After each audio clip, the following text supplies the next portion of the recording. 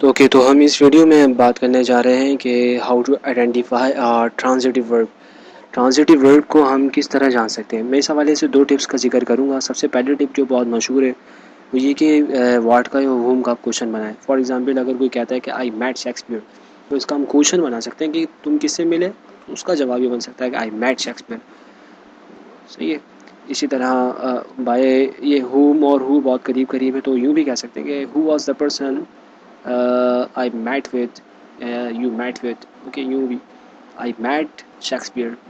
सो वो सेंटेंस जो कि आंसर बन सके व्हाट के क्वेश्चन का या होम के क्वेश्चन का, वो अपने अंदर ट्रांजिटिव वर्ब रखता है। इसी तरह सेकंड वन का आप देख सकते हैं कि आई बाउट न्यू कार, मैंने नई कार खरीदी। तो यहाँ पर हम व्हाट का क्वेश्चन बना सकते हैं कि you you bought a new car what.